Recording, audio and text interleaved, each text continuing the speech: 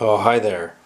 As per earlier on my video, I said that I would be making a review of the latest edition of Playboy. I'm holding the camera, so I actually don't know if I'm getting the right angle or how good I look or whatever, but we'll ignore that because that's not the point of this video. I wanted to talk about this new issue of Playboy, the new magazine. This is the May-June edition. It came out a couple days ago, and I was, quite impressed with it. It wasn't a whole lot different from the issue I picked up from before, but it had different models in it, and I did get a chance to read a little bit about the backstory on how it is they became Playboy models and their careers before they started nude modeling. So enough of looking at me. We'll pan over to the Playboy magazine itself. Yeah, this is it. That's Brooke Power. Very attractive woman, as I said earlier. I'm not going to open it up because it has nudity in it, and therefore this video will get flagged if I do that. So I'm not opening it up. Go buy the magazine. That being said, something I did want to make note of. We'll get a closer look at it. Canadian $14.99, 15 bucks. That was 12 bucks, the last magazine I bought. Now it's 15. Cooper, I don't think you made the right decision there. Maybe it wasn't your choice, I don't know. But we're trying to get people to buy Playboy magazines, and jacking up the price is not the way to do it. You know, sure, you make a few more bucks per copy, but it just gives those lame asses who go to internet pornography websites another excuse for not buying a magazine. So anyway, this one says that Brooke Power is the Playmate of the Year, and based on her physical features, I could see why. She was born in Hawaii, if I read correctly, in a place called Oahu. I probably couldn't pronounce that to save my life. It's spelled O-A-H-U, so I don't know. Yeah, there's a few jokes here and there, a few written interviews with certain people. I hadn't heard of any of them. They certainly weren't the noteworthy people from before. So, I mean, I doubt anyone else has heard of them. But I'll read through them. Actually, I said I would do that with the Scarlett Johansson and the Miley Cyrus bits in the previous magazines, and I hadn't gotten around to doing it. But I will do it, trust me. I will get around to doing it. Anyway, Brooke Power is not the only Playmate in this magazine. She's got a few pages. I don't believe she has a centerfold. There's 2 centerfolds in this magazine, I think, or 2 or 3. Anyway, the next Playmate that they show is a woman by the name of Natalie White. As you may have guessed, she's a white woman. From what I gather, she's American of some sort.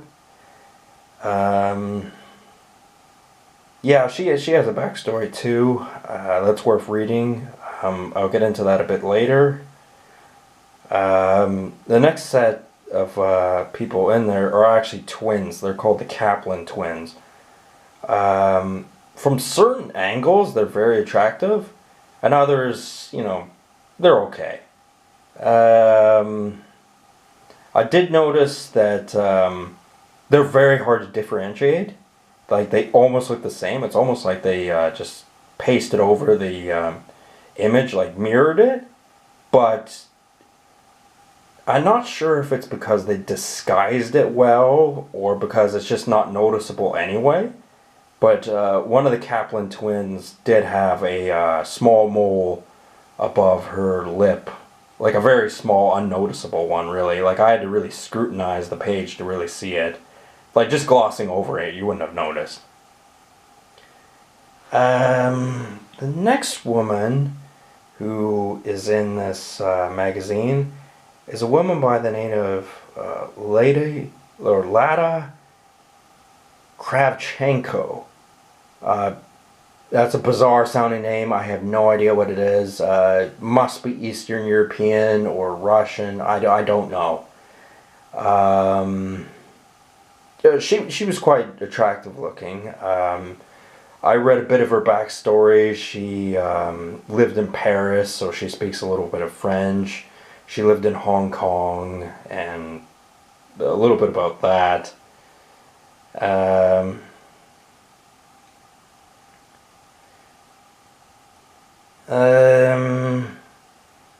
Yeah, so, that's all kind of interesting. And intertwined between Playboy models, there are cartoons that are quite funny. There was one about a dildo, which offhand I couldn't tell you exactly what it was. Something about him being on a psychiatrist couch and like explaining how the woman is just using him, referring to the dildo as a man, which I guess, I don't know if women do that or not. I'm just speculating here, man. But like, whatever.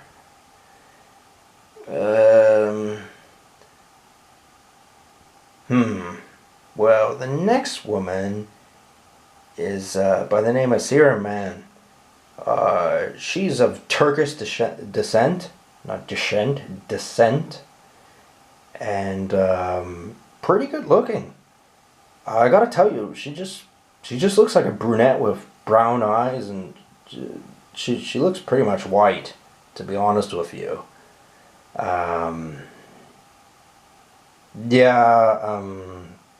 Like, I hadn't read too much of her not biography, but the written part of her story, so I don't know like how well she speaks English, but I assume, kind of well. She looks as though she can, when you can't exactly judge a book by its cover. Although, I am posting a clip of the cover of a book. So, in a way, if you don't buy this magazine, you are judging the book by its cover. Think about that.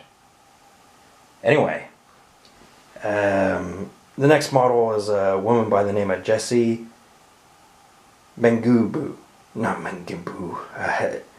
Bengu. It's weird. It's kind of like Django, except, with like the silent D in front of it with the apostrophe, except it's got a silent M. And as it were, it's a black woman with kind of an afro, but more modern looking. I don't know how to describe that. I guess just, if you're interested, if you paid attention and wanted to watch my video, buy the magazine. Like I said, it's more expensive than it was before, which I'm not particularly happy about. It doesn't affect me too much, but I think it'll be bad for sales. I mean, to squeeze a couple more bucks from your loyal fans isn't worth it to discourage the larger fan base, which is important. Anyway, the next girl I will talk about in a moment, but as you will be able to tell from the time when I upload this video, it's actually late at night. It's like the middle of the night. I don't know what time it is. It's like 4:30. I did sleep beforehand, but I woke up in the middle of the night and I really wanted to make this video. I was going to make it in the morning, but I'm awake now, so I figured I'd do it now. And there's little to no alcohol available at my household. Except this, which I was saving because it sounds disgusting and I wasn't really in a big hurry to drink it. Timmerman's Strawberry Lampicus. Well, I opened it before this video, you know, so that I wasn't, you know, diddly-daddling with a cap while making this video. But I'll give you a taste and, well, I'll take a taste and I'll give you an example of what it tastes like.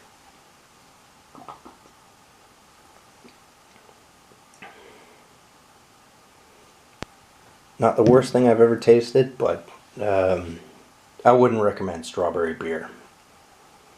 It's kind of what I expected. And by the way, just because it has strawberry flavor doesn't mean it has any nutritional value. Don't get confused with that. But better than nothing in this situation. My next woman in this magazine is a woman by the name of Julia Alamendra. I believe she's a blonde in New York. But to be honest with you, I've completely forgotten what she looks like. I've just totally spaced out and I can't put a face to her name. But I'm pretty sure the first picture of her, she's in a pool. And they say about how she's either in New York or from New York or something like that. I don't know.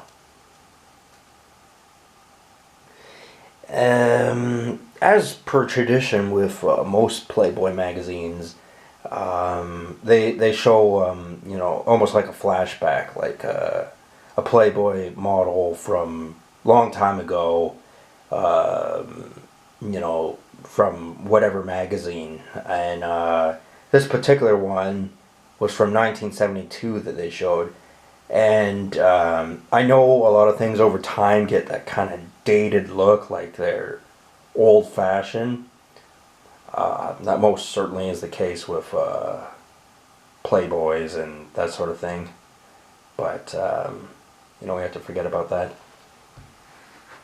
Oh, I just noticed something over here, and what do we have here? It's a spider of some sort, and I don't like it. Damn it. Something always trying to ruin my video. What can I swat it with? Aha! Here we go. My old lock. It's just, you know, a switch lock. It's nothing fancy, but it'll do the job of getting rid of this pest. And there it is. And there it's taken care of. I don't like things sneaking up on me. Fuck you. Okay, where was I? Oh yeah, right. Deanna Baker.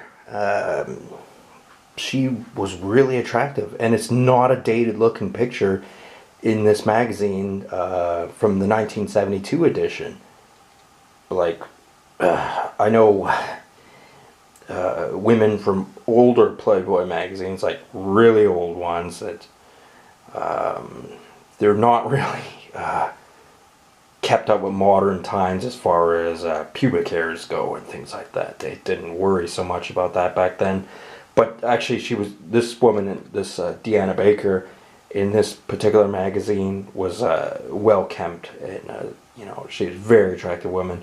The first picture you see of her, she's got a kind of a hippie bandana on, and very beautiful woman. But since it was in the 1972 edition, she would be an old bag by now. But we don't think about things like that when we look at Playboy magazines.